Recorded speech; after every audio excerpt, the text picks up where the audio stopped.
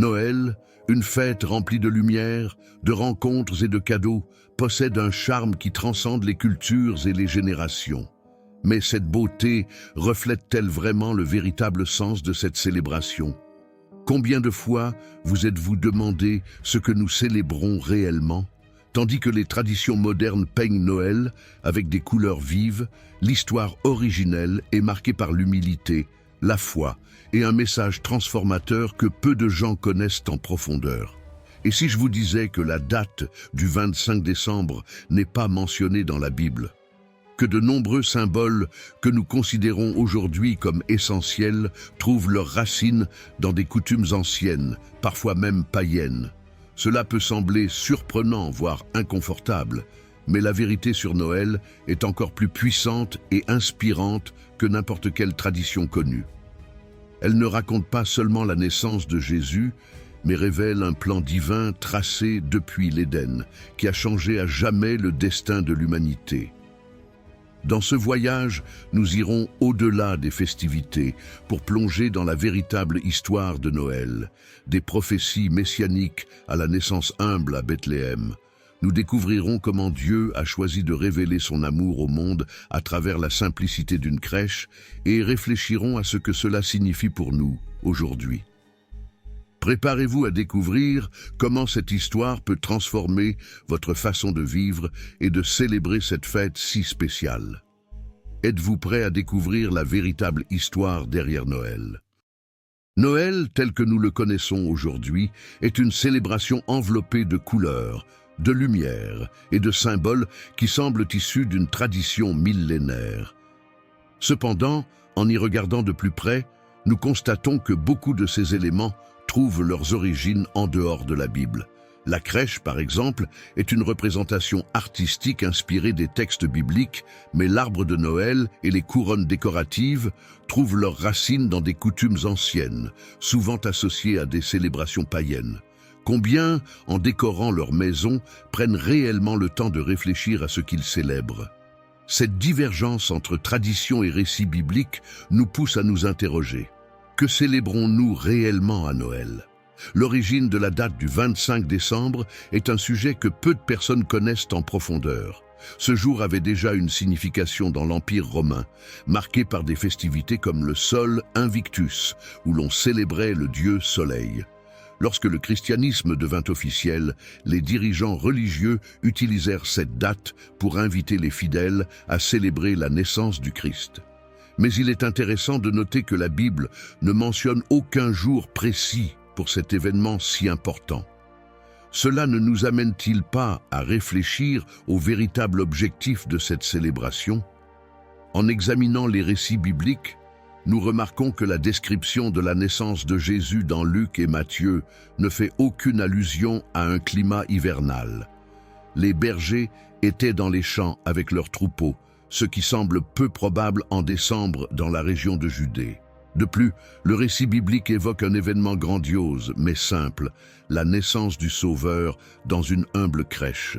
La Bible met-elle davantage l'accent sur le quand ou sur le pourquoi de la naissance de Jésus?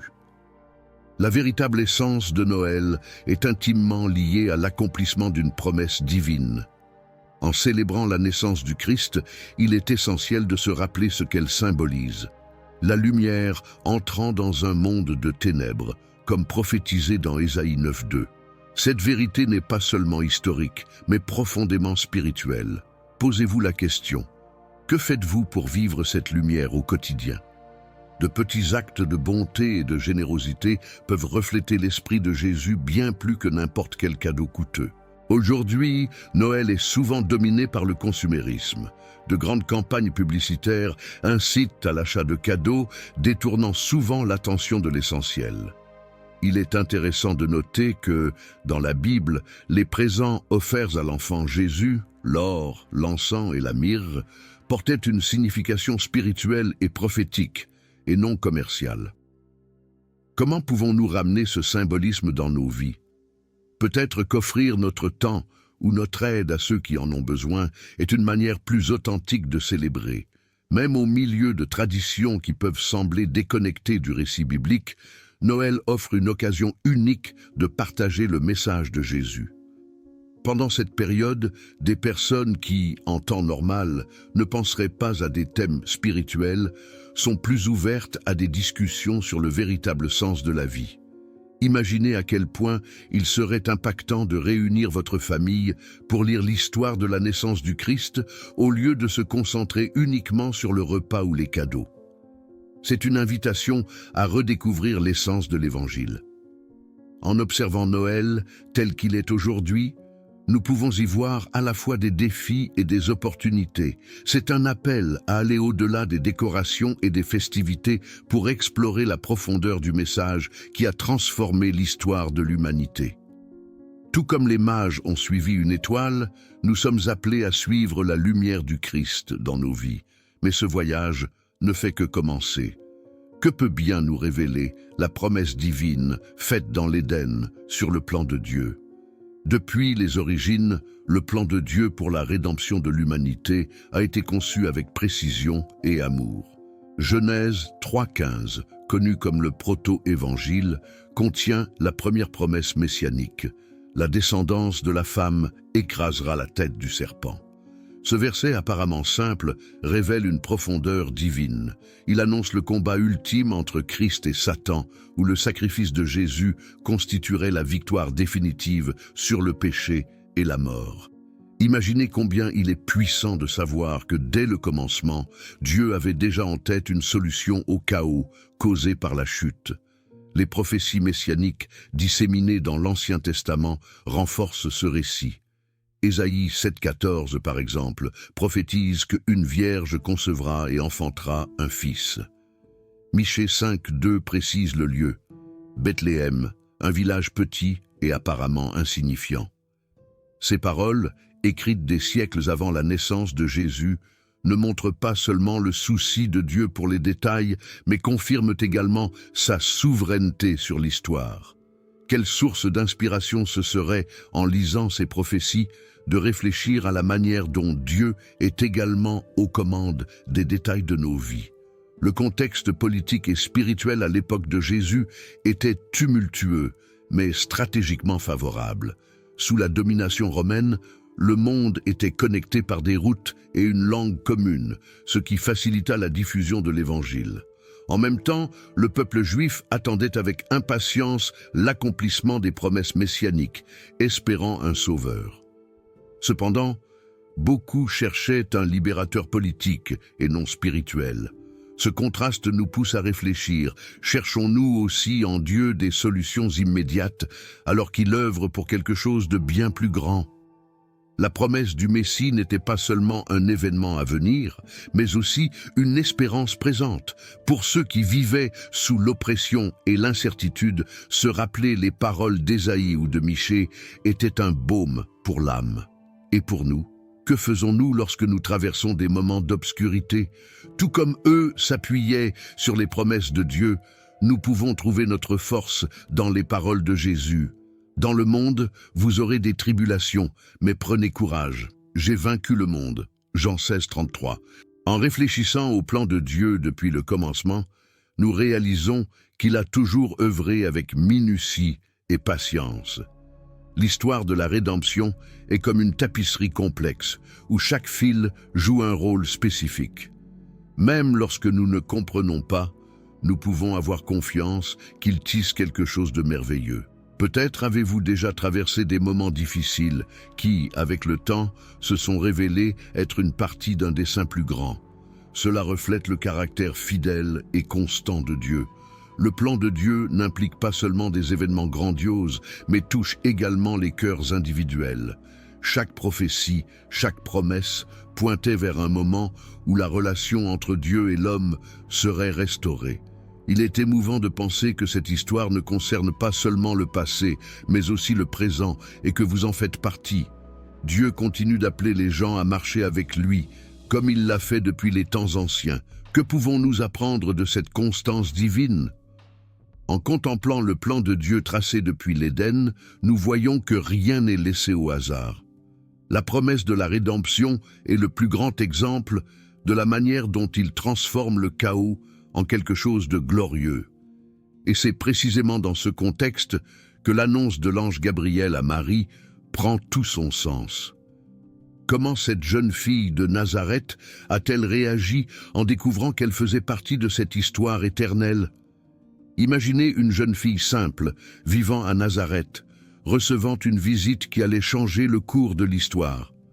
Luc 1, 26 à 38 nous transporte à ce moment extraordinaire, lorsque l'ange Gabriel apparaît à Marie avec un message divin. « Je te salue, toi à qui une grâce a été faite.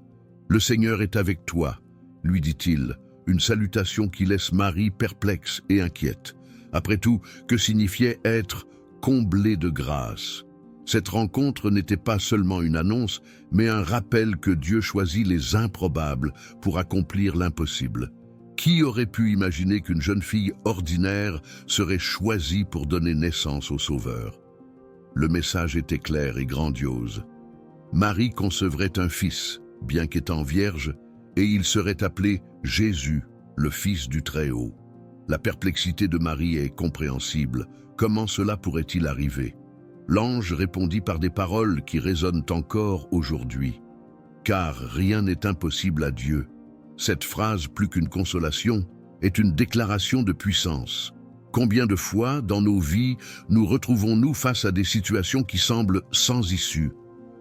Ce moment nous enseigne qu'avec Dieu, ce qui semble impossible peut devenir réalité. L'obéissance de Marie est un exemple rare de foi inébranlable.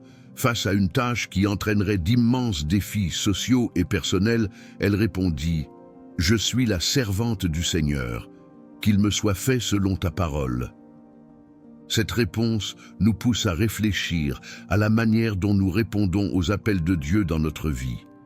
Sommes-nous prêts à dire « oui », même lorsque le chemin semble incertain?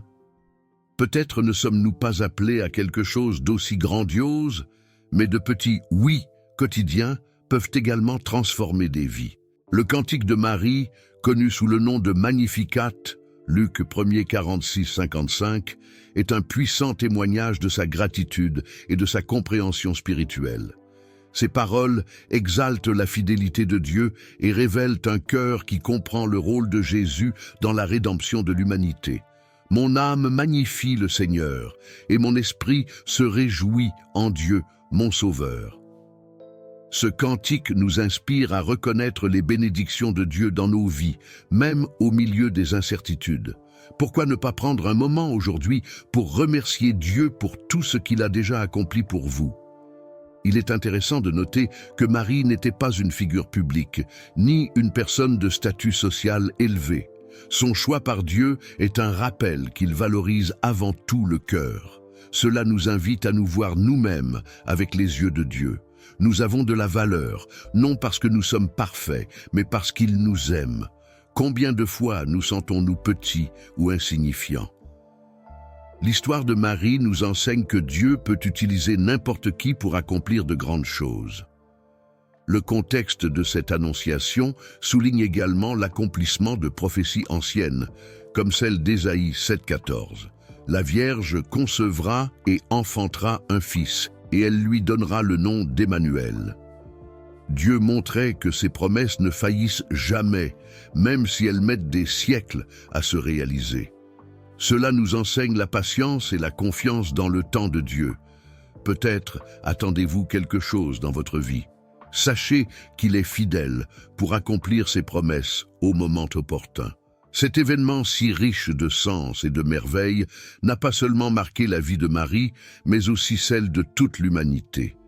Il fut le commencement d'un plan qui culminerait avec le salut du monde. Pourtant, ce n'était que le début du voyage. L'histoire du voyage de Joseph et Marie jusqu'à Bethléem est l'une des plus connues dans le contexte de Noël. Mais on oublie souvent à quel point elle fut difficile. Un décret de César Auguste exigea que chacun retourne dans sa ville d'origine pour le recensement. Luc 2, 1, 5, obligeant Joseph, descendant de David, à se rendre de Nazareth à Bethléem avec Marie qui était déjà enceinte. Ce trajet d'environ 140 km ne fut pas aisé. Imaginez une femme sur le point d'accoucher affrontant des terrains montagneux et des climats difficiles. Ce n'est pas seulement une histoire de voyage, mais un témoignage d'obéissance et de résilience face au plan de Dieu. À leur arrivée à Bethléem, Marie et Joseph rencontrèrent une autre difficulté, l'absence de place pour se loger. Toutes les auberges étaient pleines, et ils ne trouvèrent refuge que dans un endroit simple, où les animaux étaient gardés. Ce n'était pas le cadre que beaucoup auraient imaginé pour la naissance du roi des rois.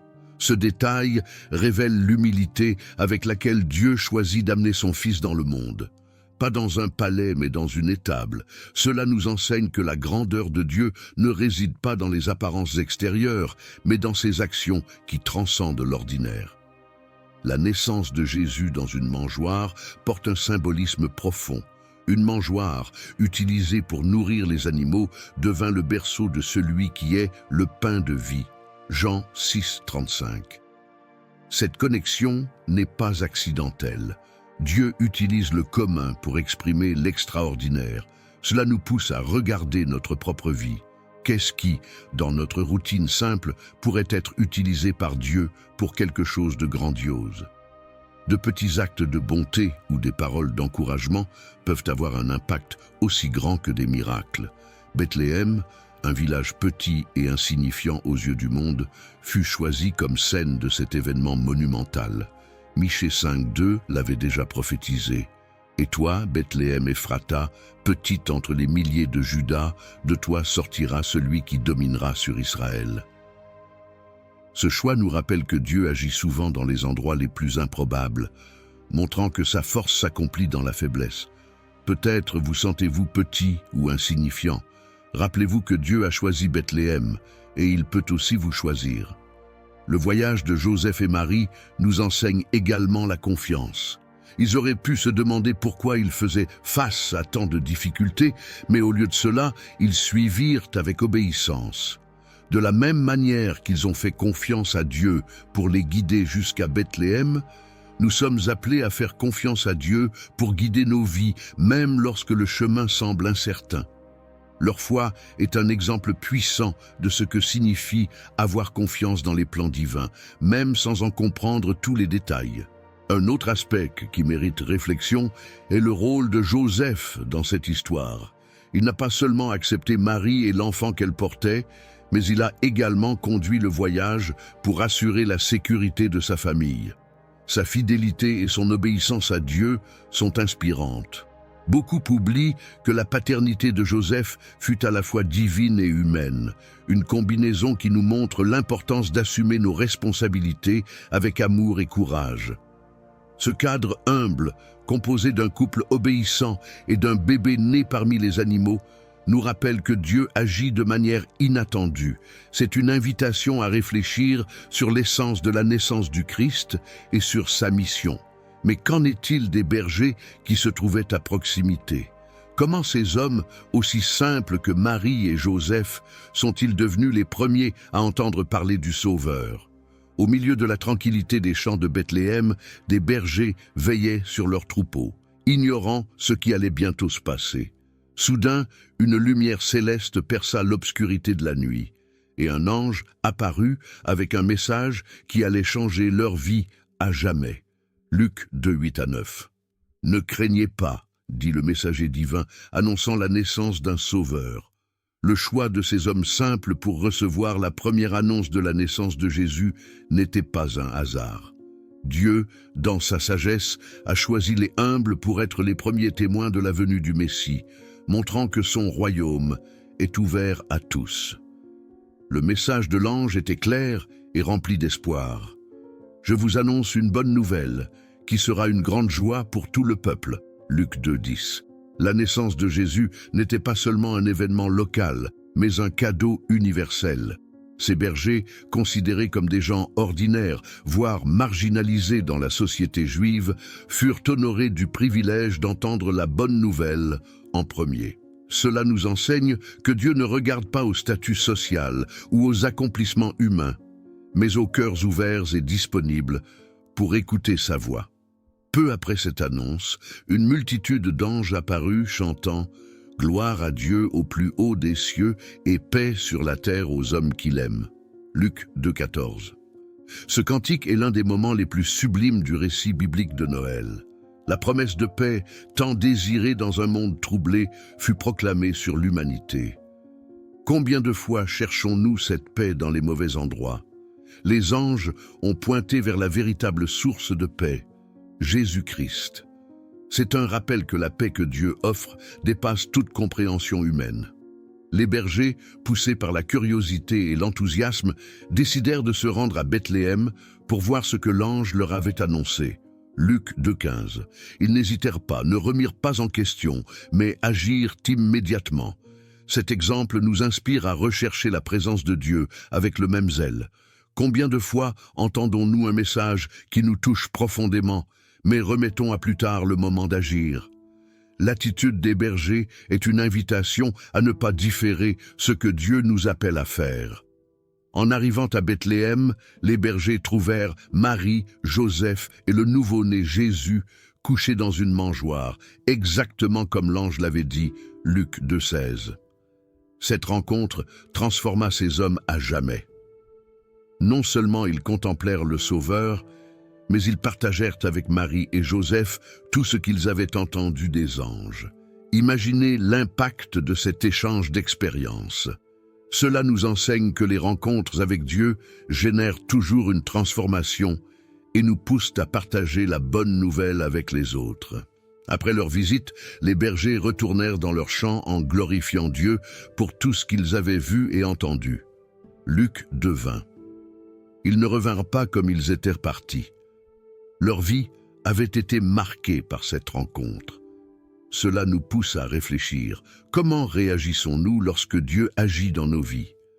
Glorifions-nous Dieu ou gardons-nous les bénédictions pour nous-mêmes? L'exemple des bergers nous invite à vivre avec gratitude et louange, reconnaissant la main de Dieu dans toutes choses. Le choix des bergers pour recevoir l'annonce de la naissance de Jésus montre comment Dieu valorise les humbles et les exclus. C'est un message d'espoir pour tous ceux qui se sentent oubliés ou insignifiants. Pendant que les bergers rencontrèrent le Sauveur, des mages venus d'Orient étaient déjà en chemin, guidés par une étoile.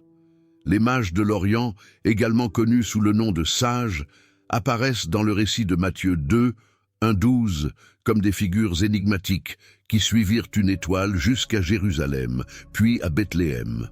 Ces hommes n'étaient pas des rois, comme on les imagine souvent, mais des érudits, peut-être astronomes ou prêtres, qui interprétaient les cieux à la recherche de signes divins. Leur voyage fut motivé par une étoile extraordinaire qui, selon leurs observations, annonçait la naissance d'un roi spécial.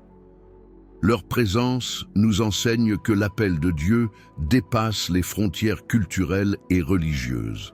En arrivant à Jérusalem, les mages cherchèrent le roi des Juifs qui vient de naître, provoquant l'agitation dans la ville. Leur visite attira l'attention d'Hérode qui, en secret, envisageait d'utiliser ces informations pour éliminer la menace à son trône. Matthieu 2,3-8.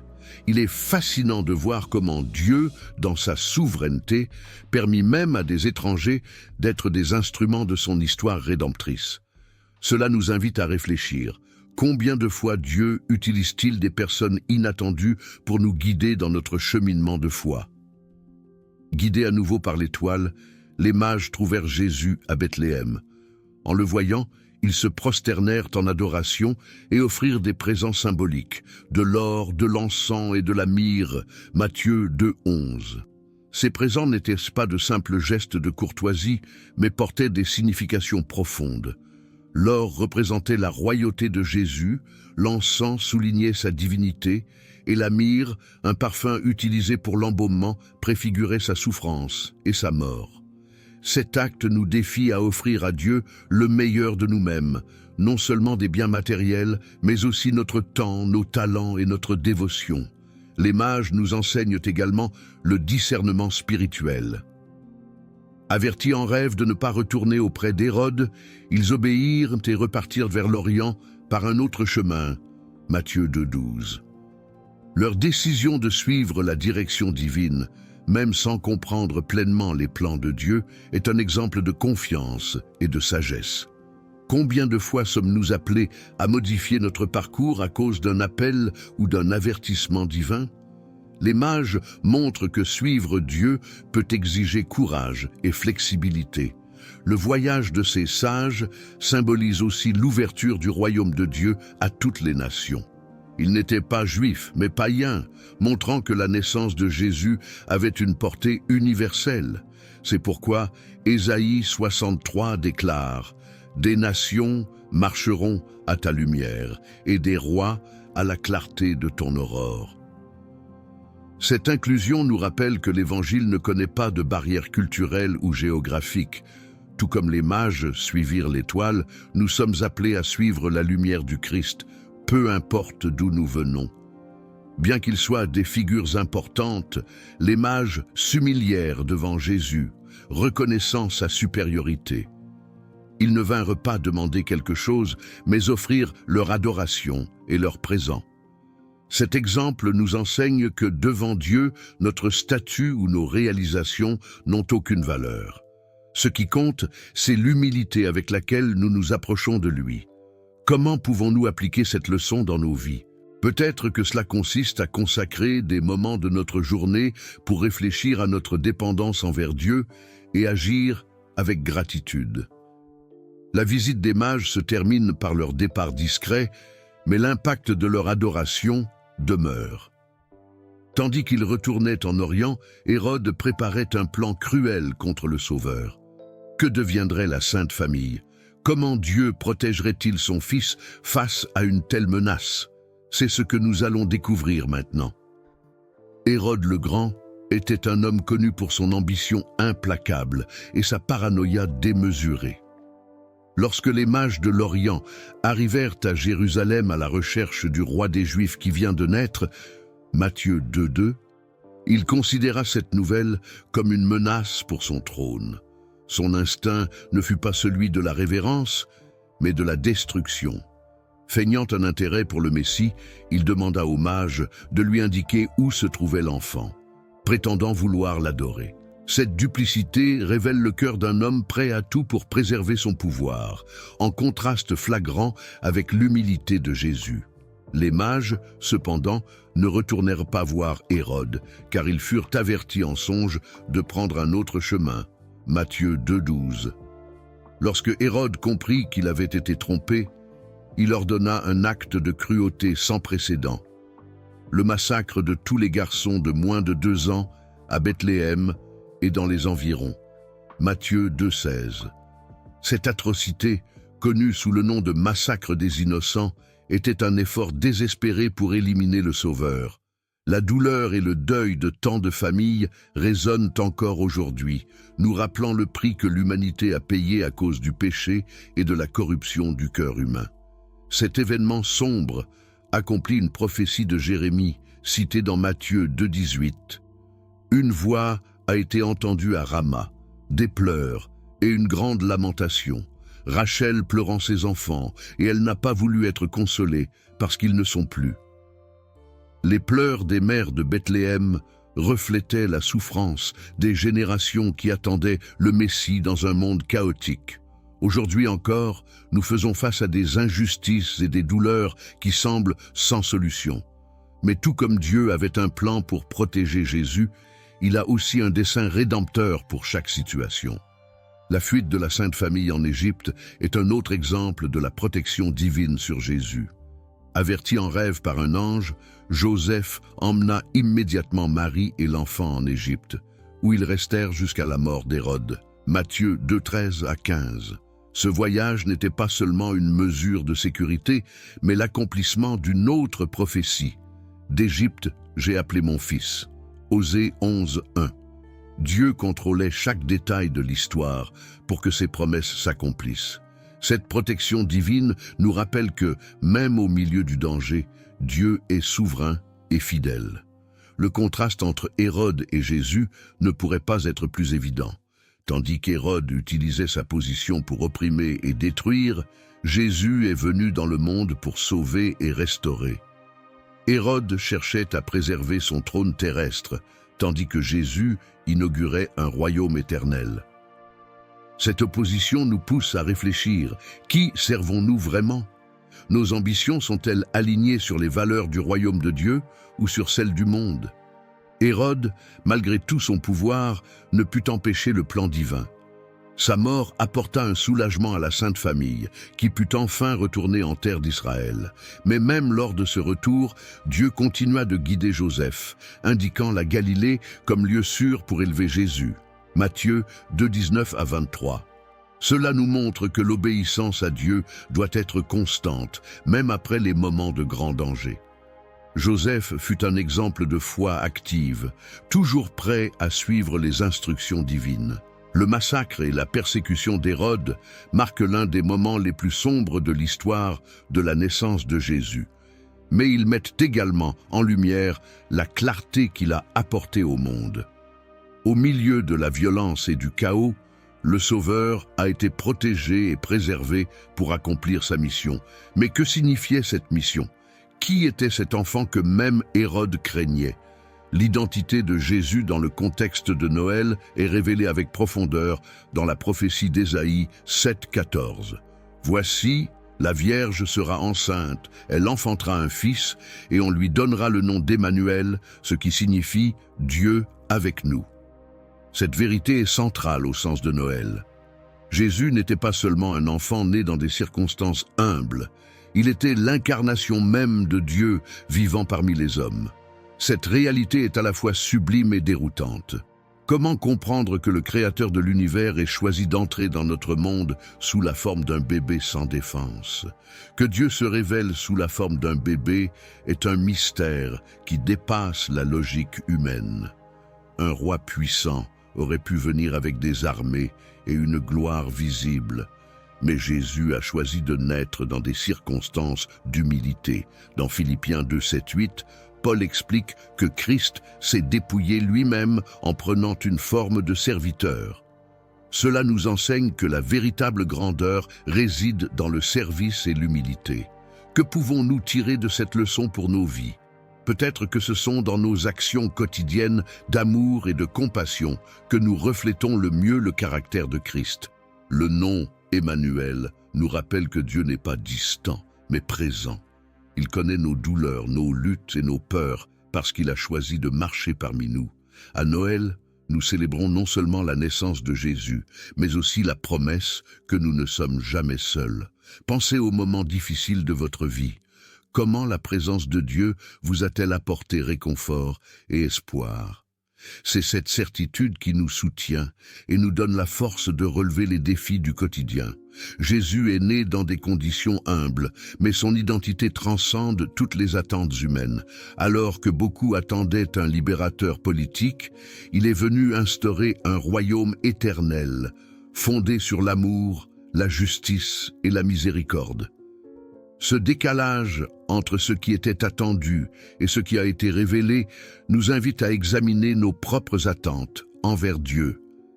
Cherchons-nous des solutions immédiates ou une relation qui transforme nos vies en profondeur? Noël nous invite à aller au-delà des traditions pour découvrir la véritable identité de Jésus comme Sauveur.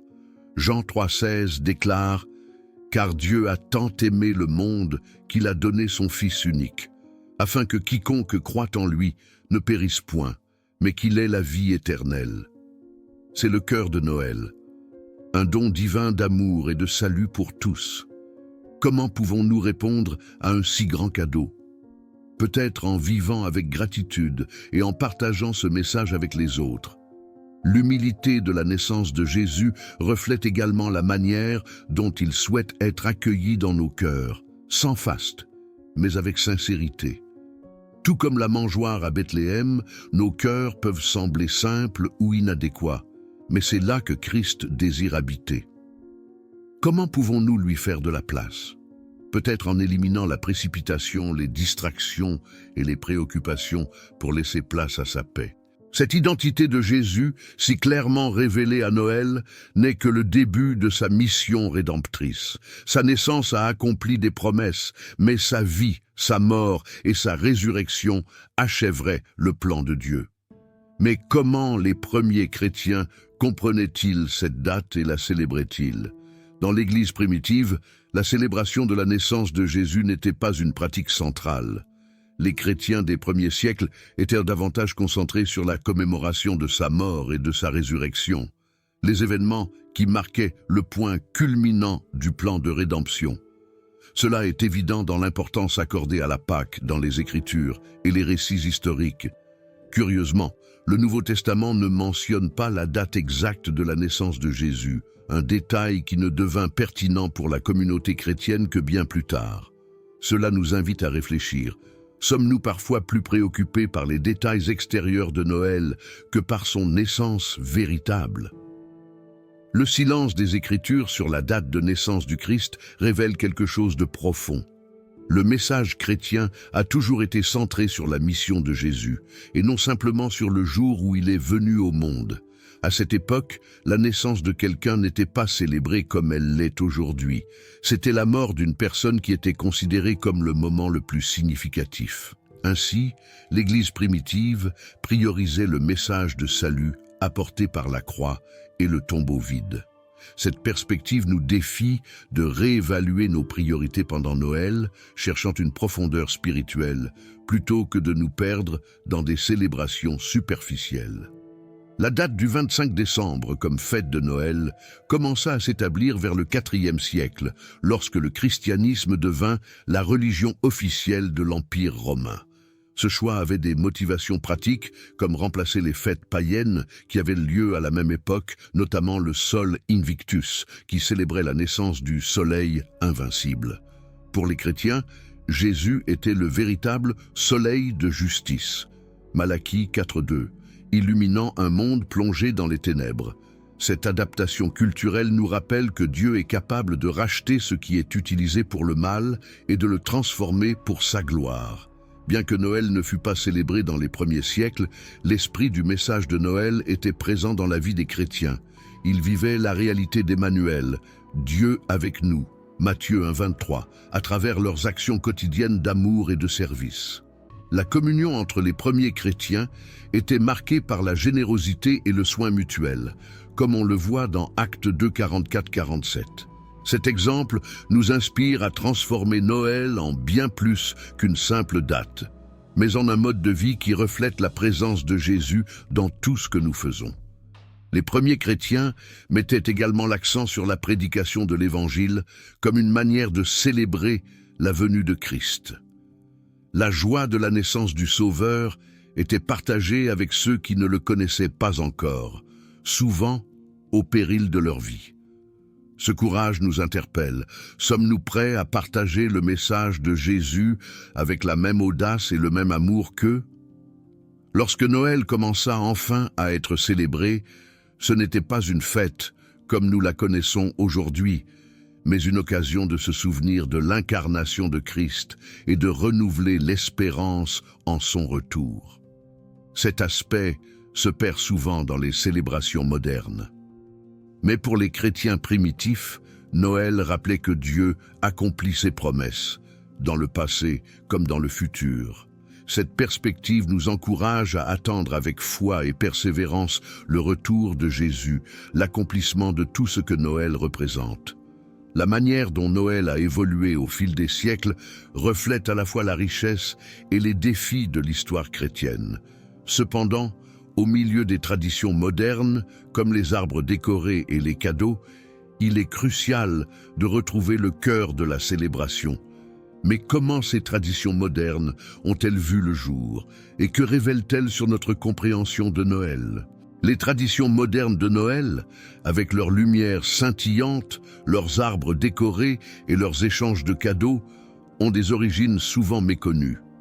Des éléments comme le sapin de Noël, par exemple, trouvent leurs racines dans des pratiques païennes où les arbres étaient utilisés comme symbole de vie et de renouveau pendant le solstice d'hiver.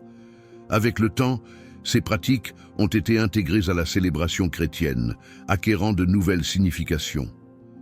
Aujourd'hui, le sapin est vu par beaucoup comme un symbole de la vie éternelle que Jésus a apportée au monde. Cependant, ce mélange de traditions nous invite à réfléchir. Célébrons-nous Noël en nous concentrant sur Christ ou sur des symboles dépourvus de sens? La tradition d'offrir des cadeaux, si présente dans le Noël actuel, remonte à l'histoire des mages qui apportèrent de l'or, de l'encens et de la myrrhe à l'enfant Jésus. Cependant, dans notre culture, les cadeaux prennent souvent une dimension consumériste détournant l'attention du véritable cadeau de Noël, Jésus, le Sauveur. Cela nous défie de repenser nos priorités. Pourquoi ne pas transformer le fait d'offrir des cadeaux en une occasion d'exprimer un amour sincère et de la gratitude, au lieu de céder à la pression commerciale? Un geste simple, comme une note sincère ou du temps offert à quelqu'un, peut avoir un impact bien plus grand. Une autre tradition largement répandue est la figure du Père Noël, inspirée de Saint Nicolas, un évêque du IVe siècle connu pour sa générosité. Avec le temps, son image a été transformée en un symbole du consumérisme moderne. Bien que la bonté et la générosité soient des valeurs importantes, la figure du Père Noël obscurcit souvent la véritable signification de Noël. Cela nous pousse à réfléchir. Enseignons-nous aux générations futures que Noël est centré sur ce que nous recevons ou sur ce que nous offrons de nous-mêmes, à l'image du Christ. Les décorations de Noël, comme les lumières et les couronnes, portent également des significations qui peuvent être redécouvertes. Les lumières, par exemple, peuvent nous rappeler que Jésus est la lumière du monde, Jean 8,12, qui illumine les ténèbres du péché et nous guide vers la vérité. Les couronnes, avec leur forme circulaire, représentent l'éternité et la nature infinie de l'amour de Dieu. En décorant nos maisons, nous pouvons ramener ces significations à l'avant-plan, en utilisant chaque détail comme une occasion de réfléchir au message de Jésus. Au fil des siècles, Noël est passé d'une célébration religieuse à une fête commerciale et culturelle. Aujourd'hui, beaucoup célèbrent Noël sans même en comprendre l'origine ou la signification spirituelle. Cela représente à la fois un défi et une opportunité pour les chrétiens. Au milieu des fêtes, des repas et des décorations, comment pouvons-nous rappeler, aux autres et à nous-mêmes, le but central de Noël? Peut-être en partageant l'histoire de la naissance de Jésus ou en consacrant des moments à la prière et à la gratitude en famille. La pression sociale pour consommer et organiser des fêtes somptueuses vole souvent l'essence de Noël. Le stress des achats, la course pour répondre aux attentes et le souci des apparences peuvent nous laisser épuisés au lieu d'être remplis de joie. Jésus, au contraire, nous invite à un Noël de simplicité et de sens.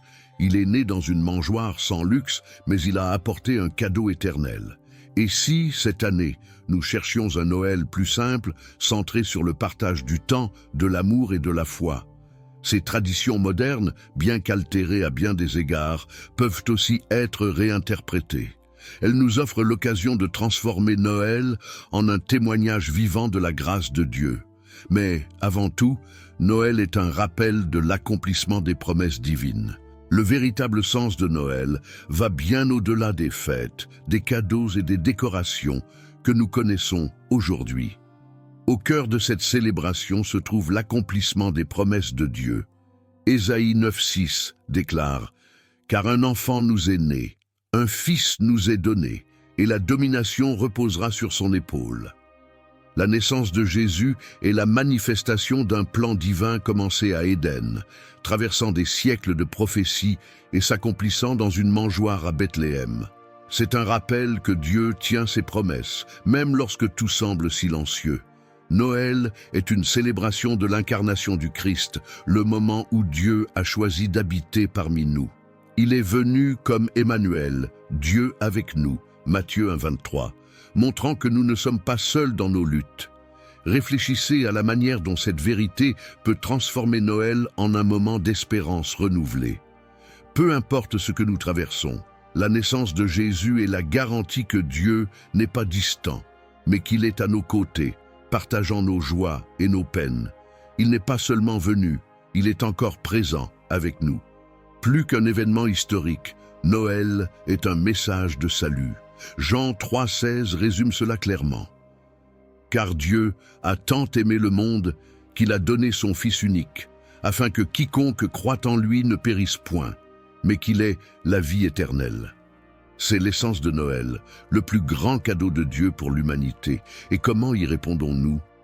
Peut-être en prenant un moment pour réfléchir à la profondeur de cet amour et en le partageant avec ceux qui nous entourent. La naissance de Jésus porte également un message d'humilité. Il est venu au monde de manière simple, dans une étable, entouré de bergers et d'animaux.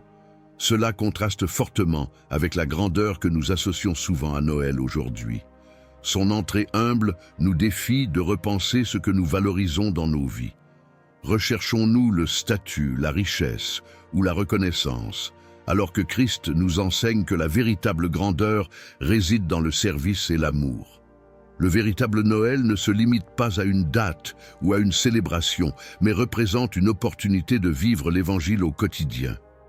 Il nous rappelle d'être généreux, compatissants et de porter le message de Jésus aux autres.